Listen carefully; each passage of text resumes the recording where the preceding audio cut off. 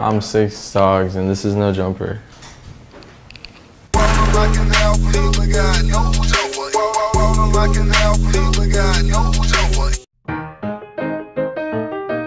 from Georgia and I'm 18 years of age. I really don't know, but I was telling them today, I think it might have come like subconsciously from when I was like 7 years old and I lived in like North Georgia and there were all these like white trashy houses and they were like basically just like shacks, and there was this like group of dogs that this one family had, and like I was biking one day and they just fucking bolted at me. And I don't know if there were 6 of them or not. There might have been like 5 or something, but that might be where it comes from. But I know where I got the idea from. I would always freestyle with my cousin when I was like 10, and I'd always just, I don't know where it came from, but I would always say 6 dogs, so I'd be like, 6 dogs on a rock. I just bought a dog. Look at my socks. You know what I mean? And then that's pretty much all I know where it comes from. It could be either one of those things. Well, it's definitely the freestyling one, but it could be the dogs that attacked me when I was younger. I'm not sure. Oh yeah. Oh man. There's like a ton of Thai food on this shirt, but there's 6 frogs on here. I got this like last week at a Goodwill. It was one of those like tourist shirts. It said Puerto Rico right here, but I cut it out because that was corny. And there's 6 frogs. I don't know the significance, but it's there. I was about to not buy it, and I went to the bathroom, and I was like, wait, were there 6 of those frogs? And then I like went back, and I saw 6 of them. I was like, I have to buy it. I was in like a homeschooling group, and we'd like play Star Wars and, you know, Legos, and like that was pretty much it, like making stuff out of dirt. And then, you know, every Sunday it was like, you know, you're just praising the Lord just with everything you got. I don't know. I was Christian, that's all I know. I was into it, but I was like scared into it, you know what I mean? Like when I was like 5, I'd be like, this shit's kind of sus. And then like another part of my head would be like, yo, what the fuck? Like you can't say that, like you're gonna go to hell. And then I was like, but this is kind of sus. And then like it was just like going back and forth. And then eventually I was like, all right, I'm dropping this. This is like weird. But now I'm like, I'm not any denomination. I'm not, you know, Christian, but I'm not atheist, I'm not anything, because it's just like, I'm a fucking human, you know? I don't know, you know what I mean? How would I know? 3rd grade, I started going to a private school. It was a Christian private school. And that was a weird step. I was like super shy when I was homeschooled. And then I kind of like got out of my comfort zone and started talking to people, going to this private school. Then I went to this public school in middle school. And it was in like the super racist county of Georgia, like the most racist county in Georgia. And like my best friend we went to the same private school, and then we both went to the same public school like after that. And he ended up being like a crazy racist, and he was just saying some fucked up shit. And I was like, you know, in like 5th grade, and I was like, yo, I gotta cut you off, like that's not fucking right. Cause like, sure, my parents were like, you know, kind of crazy, but like they raised me to, you know, everybody's the same and like equal and stuff. So I was like, yeah, this sucks, but like you gotta go. So that happened. And then I went to this school in high school. I started freshman year in North Fulton. I don't want to name the school because like the school kind of sucks. I don't want to name the school, but it was in like North Fulton, and it was like cool, whatever. I played basketball. I don't know, I was just kind of a fuck child, just being dumb. Yeah, and then I started making music sophomore year. Yeah, at the end of sophomore year.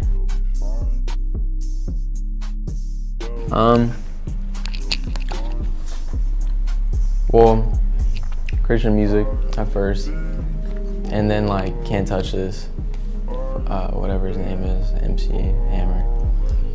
That shit was hard. Like, that was the coolest song I'd ever heard in my life. I was like, oh my gosh. I don't really remember from there to like Lil Wayne and Drake. I don't remember what was in between, but like that happened, and that was crazy. Like 6 foot, 7 foot was the beat on that. Like I can still listen to that. It's just like, it's an experience. So I started listening to that, and then I always wanted to be a rapper, but I never had like the confidence. And then at a certain point, you just gotta be like, who fucking cares? You know what I mean? Like, who the fuck cares? So I started doing that. Got the confidence. I was actually a lifeguard, like the summer before I started rapping, and I was like just sitting down every single day, just thinking about it and being like, this is gonna be my life if I don't fucking do something. Like this is gonna suck. I'm gonna be like 9 to 5, just not doing anything, die with a bunch of regrets. So I was just sitting down 8 hours a day just thinking about being a rapper. And then at the end of the summer, I was like, all right, fuck it, I'm gonna be a rapper. And like my friend Tommy, he was a grade above me. He went to my school. He was like, you know, mixes and produces and all that. He's amazing. Shrimp, that's his rap name. But yeah, I just went to his basement, started making stuff. Yeah. Lil Peep, 100%. He was like, yeah. And like, I don't know. At the time, I was like, it sounds really lame, but like, I got my wisdom teeth taken out. I got like hella like Oxycontin and stuff. And so I was like doing that. And then I was like acting sick to get like cough syrup and stuff. Just being a fuck child again. And yeah, and that actually like ended up being like kind of a terrible thing. And I was like, because I was already like, you know, at a certain point I was kind of low, kind of didn't like myself. And then I took like that stuff and then I just fucking dipped, and then it brings you up like even lower than where you started at. And that was just terrible. And like, that's where like flossing comes from and all that stuff. And like Demons in the Air, I fucking hate that song. That song's corny as fuck, Demons in the Air. Anyways, that's where all that stuff comes from. But then I like ended up getting, you know, out of that mindset, and that's where like fucking Fago dreams come from. Like, I'm thankful for these scars now, you know what I mean? Like, oh, 100%, yeah. It was just like, I mean, I've had like a therapist before, but like making music and having a lot of people listen to it is like having like 100,000 therapists, you know what I mean? Because they like listen and they give feedback and stuff.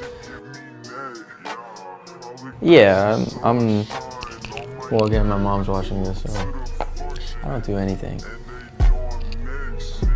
know what I'm saying? So yeah, I'm clean. I'm clean off of that stuff, like for real. But like, for now, it's like, it's just natural stuff, you know, like, I don't do anything. I'm just gonna say that. Well, she almost made me stop rapping, like, entirely. Some stuff happened, some like stupid high schooler stuff or whatever.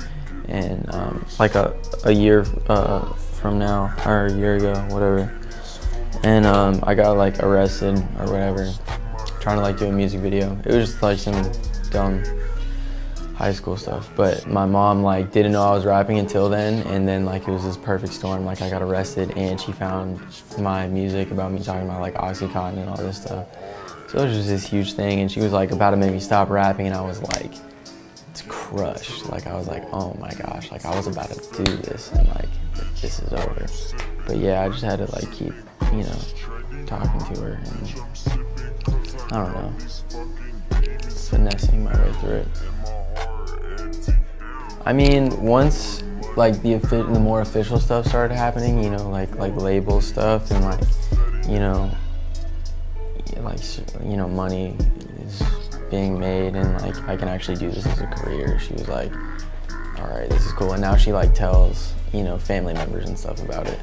So it's kind of cool.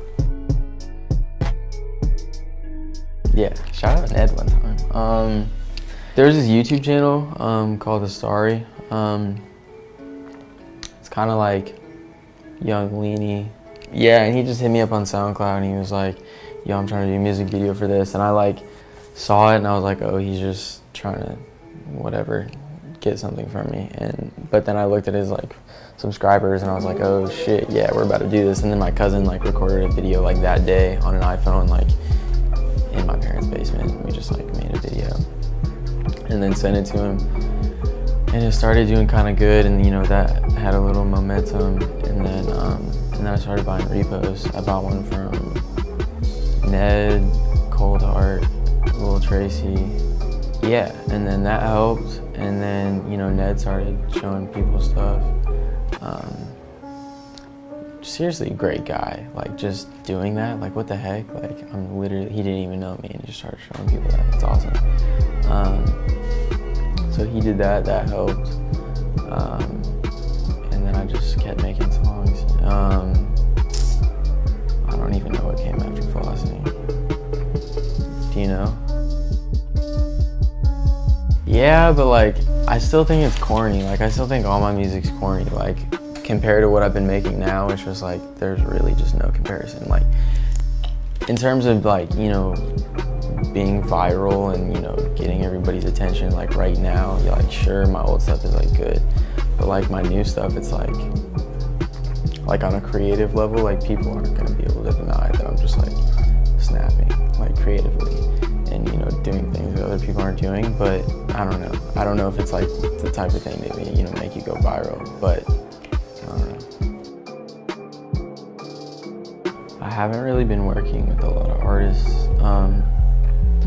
I'm really particular with working with other artists, producers too. I mean, I've been working with Benny, and then my friends in Atlanta, like my friend Corey and Calvin. They're part of this group called Thought Crime. They're really cool, but yeah, I've just been keeping it super local. I don't like rap on pre-made beats. I don't like that, because it's like, it seems super limiting, but oh yeah, Danny Wolf, Digital Nas. Yeah, Danny's super awesome, super down to earth guy. But yeah, we've been making stuff. I mean, I was super depressed, and everything that he said I related to. So, and it didn't really seem like anybody else was doing that. So that was huge. I talked to him a few times. I like FaceTimed him once. There's like a video that I have of him and he's like dancing to my music. It's like incredible. I'm gonna keep that forever. But I don't know. It's just whenever he like passed, I just didn't think it was like real. It still doesn't really seem real, you know what I mean? Because he's like he was such a thing. And now he's just not. I mean, he is, but you know, it's just weird. I don't know, a lot of the music I make is like, I don't really know what I'm talking about. It's just kind of like, just kind of putting it out there and leaving the dots like unconnected, and then letting the people who listen connect the dots themselves. And then if they know what I'm talking about, they can tell me, you know what I mean? Like, it's not like a perfect message, like wrapped up in a box and like tied with a bow. It's just like, it is what it is. Because that's where I am at in life. Like, I don't fucking know, like, you know what I mean? Like, we're just on like a fucking rock that's floating in a thing that we call space. And that's literally it. Like, what the fuck is going on? My grandma had a lot of sippy cups. We used to live in the same house when I was younger. And she had like hella sippy cups. I love sippy cups. I never drink from sippy cups anymore, but, and I just like, when I made that Twitter name, I just thought of like liquid dogs. Just like in a sippy cup.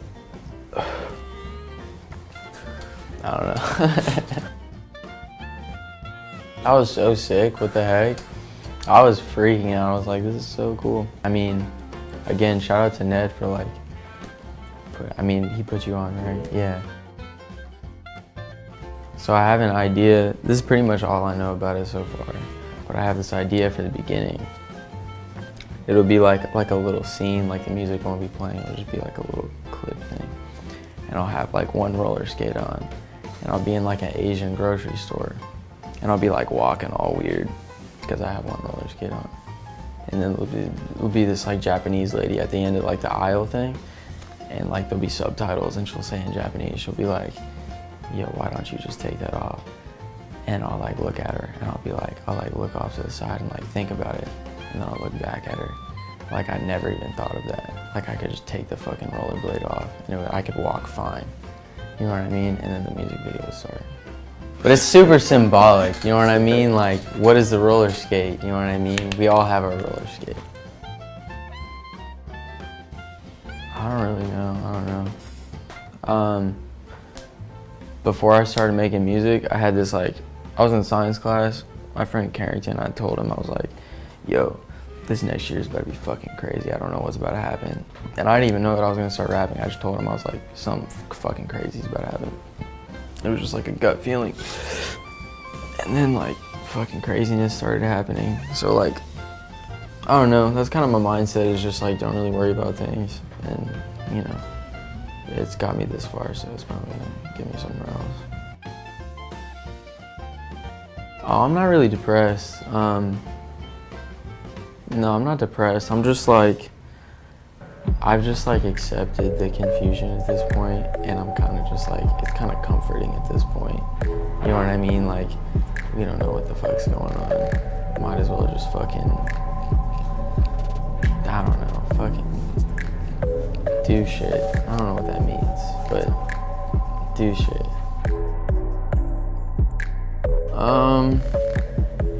It's probably more relatable because I feel like less people are at, and not to sound cocky, but less people are at where I'm at right now than where I was before. Because I feel like it's hard to get through what I got through. And more people are stuck in that in between than where I'm at right now. Shout out Arlena one time, that's my girlfriend. We're gonna get married. We've already proposed to each other like multiple times, so it's lit. Yeah, she made me vegan, so there's that. Yeah, I do. I feel a lot better. It's like a karma thing. I have like a friend who like does yoga, and like he has like a guru and stuff, and like he like does yoga. And he was like saying how like organisms with like less complex organisms carry less karma. So I don't know. Like karma could be real or it couldn't be real, but like me believing in it, the only reason I wouldn't believe in it is if I thought I had bad karma. So I just believe in it anyways. I listen to some weird shit. Well, Rusted fucking Root, whatever that song's called, Send Me On My Way. It's the best song ever, actually. There's this band, Trash Can, finest band in Atlanta. They're crazy.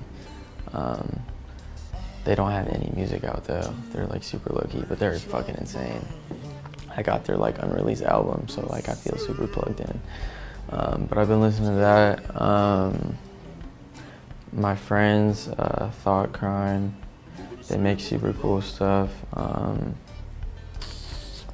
then just old shit, random old shit. Like Weezer, Kid Cudi, lots of Kid Cudi. A lot of my upcoming project is inspired by Kid Cudi. I think I showed you that song, it's called Okay.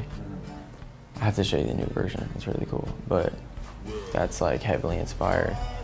Danny and I were at this like studio a few days ago, and I showed that song to the engineer, and he was like, yo, this reminds me of 06 Cudi, and I was like, that's the best compliment ever, because like he's fucking crazy. That's pretty much it. I really don't listen to like that much music. I don't know, when you start making music, you listen to less music, at least for me. The new scene, yeah, but not the current scene. Just a lot of genuine people making really good art. Danger Incorporated, they're next up for sure, fucking crazy. And then like, you know, the people I work with, like my friend Corey and like Calvin and Clancy, like I don't know, everybody's just like, it's so many good people like together making so much good art. It's like pretty much impossible to not succeed, but dirty, but clean, like dirty clean. Like those little pods that you put in the dishwasher. Yeah, isn't that like a whole thing now? It's like, yeah, that's how I would describe it. Or like Trailer Park Boys, but like a step down.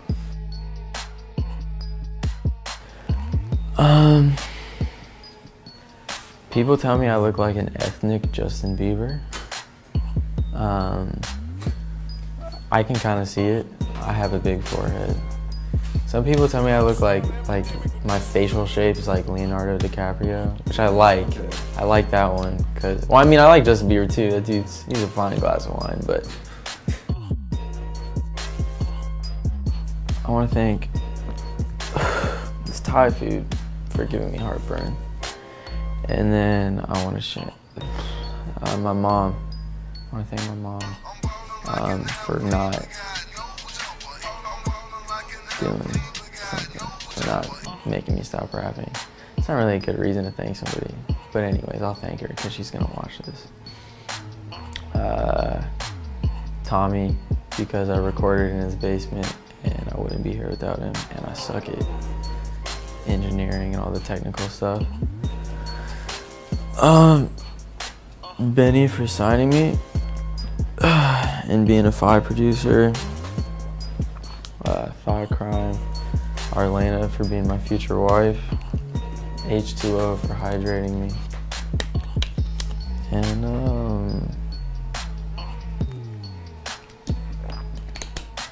the frogs too. I'm ballin' like an alpha, but God knows your way. I'm ballin' like an alpha, but God knows your way. Ballin' like an alpha, ballin' like an alpha, ballin' like